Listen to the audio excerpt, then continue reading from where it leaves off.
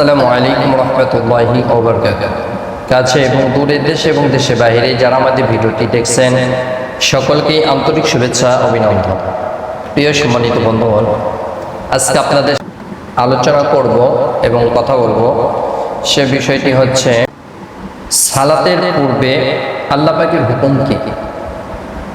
সালাতের পূর্বে আপনি সালাতে দাঁড়াবেন, তার পূর্বে আল্লাহ পাকের হুকুম হচ্ছে আল্লাহ রাব্বুল আলামিন বলেন يا أيها الذين آمنوا إذا قمتم إلى الصلاة فاغسلوا وجوهكم وأيديكم إلى المرافق وامسحوا برؤوسكم وأرجلكم إلى الكعبين الله رب العالمين বলেন يا أيها الذين آمنوا إذا قمتم إلى الصلاة হে মুমিনেরা, যখন তোমরা সালাতের জন্য দাঁড়াও, নামাজে দাঁড়াও, তার পূর্বে ফাগসিলু ওয়ুজুহাকুম ওয়া আইদিয়াকুম ইলাল মারাফিক ওয়ামসাহু বিরউসিকুম ওয়া আরজুলাকুম ইলাল কাবাইন।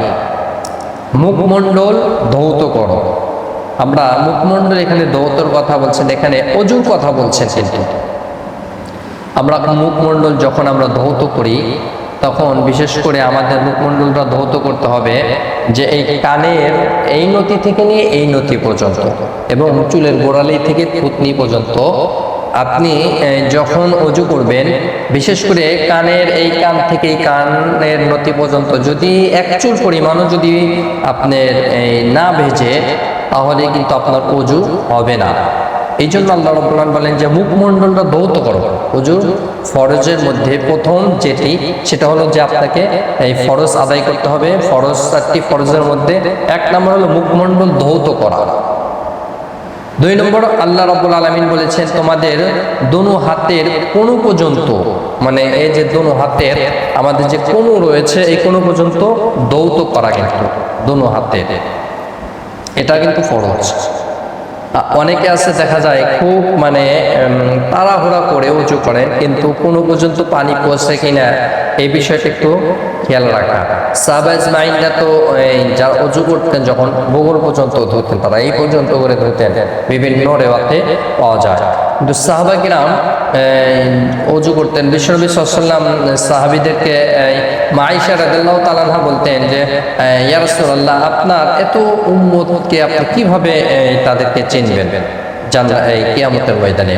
তো বিশ্বনবী সাল্লাল্লাহু আলাইহি ওয়াসাল্লাম বলেন যে আমার উম্মতদেরকে আমি চিনব যে এইভাবে। একটা উদাহরণ দিলেন যে আয়েশা বলতো এই হাজারো ঘোড়ার মধ্যে যদি এই কপাল সাদা চিত্রা ঘোড়া যেটাকে বলে, যদি এই ঘোড়া যদি ছেড়ে দেওয়া হয় খোঁজা সহজ হবে না কঠিন হবে?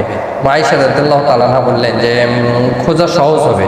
তো রাসূলুল্লাহ সাল্লাল্লাহু আলাইহি ওয়াসাল্লাম তখন বললেন যে আমার উম্মতের মধ্যে যারা সুন্দর করে ওযু করবে, ওযুর জায়গাগুলো চমকাতে থাকবে, মানে ওযুর জায়গাগুলো নূরান্বিত, নূর দিয়ে আল্লাহ ভরপুর করে দেবেন এবং এই লক্ষ মানুষের মধ্যে তাদের চেহারাগুলো উজ্জ্বল হয়ে থাকবে। সুবহানাল্লাহি ওয়া বিহামদিহি। এই জন্য ওযু করার সময় তাড়াহুড়া না করে সুন্দর করে ধীরে সুস্থভাবে ওযু করতে হবে।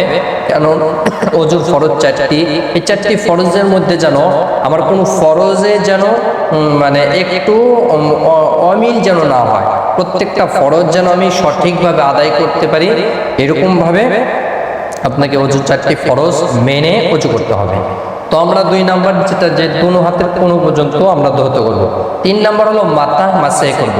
অনেকেই দেখা যায় আপনি মাথা যে মাসে করে, অনেকে এইভাবে আপনার মাথায় মাসা করে, হলো দেখা যায় যে এই টুপিটা খুলে দেখা যায় যে এরকমভাবে কোনোরকমভাবে মাথা মাসে করে। আসলে মাথা মাসে করা, আমরা হাত দিয়ে এভাবেই করে মাথা মাসে করবো, এভাবে এনে এই শেষ পর্যন্ত এনে আবার আমরা এখান থেকে এনে আলতা এনে আমরা এখান থেকে এনে ছেড়ে দেবো। এইভাবে হলো মাথা মাসাই করব।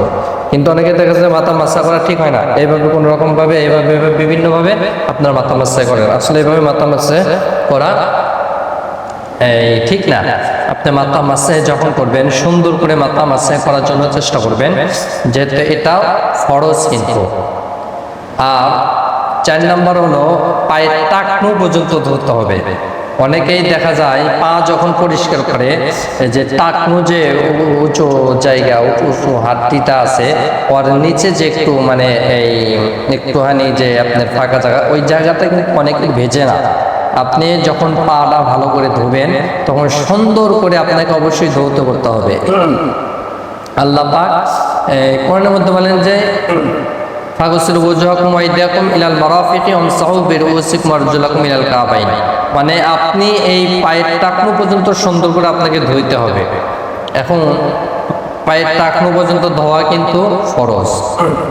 এখন এই 4টি ফরজ যদি আমাদের মধ্যে দেখা যায় যে অনেকেই এই অজু করে কিন্তু ফরজগুলি সঠিকভাবে কিন্তু আদায় হয় না, এই দিকে লক্ষ্য রাখবেন। যেহেতু সলাত আপনি ফরজ সলাত আদায় করতে যান, অজুটাও যেমন ফরজ সলাতটাও তেমনই ফরজ। তো অজুটা যদি সুন্দর হয় নামাজটা অটোমেটিক সুন্দর হবে। বিশ্বনবী সাল্লাল্লাহু আলাইহি ওয়াসাল্লাম আরেকটা হাদিসে বর্ণনা করেন, লা তুকবালু সলাতুন বিগাইরি তাহুর, পবিত্রতা অর্জন ছাড়া কিন্তু নামাজ কবুল হবে না। আপনি পবিত্রতা অর্জন ছাড়া কিন্তু নামাজ কবুল হবে না, আল্লাহ নবীর কথা। কারণ আপনি অজু করলেন, অজুটা যদি সুন্দর না হয়, অজুটা আপনি পবিত্র হওয়ার জন্য অজু করছে কিন্তু অজু যদি আপনার ভালো যদি না হয় তাহলে কিন্তু নামাজ কবুল হবে না। এই জন্য বড় নাপাকি হলো গোসল করতে হবে এবং ছোট নাপাকি হলো অজুর মাধ্যমে এই নাপাকি দূর হয়। এইভাবে আশা করি যে আমার কথাগুলো বুঝতে পেরেছেন, সুন্দর করে অজু করে নামাজগুলি আদায় করার জন্য চেষ্টা করবেন ইনশাআল্লাহ। আল্লাহ আমাদের সকলকে সঠিক বুঝদান করুক, সকলে বলি আমিন।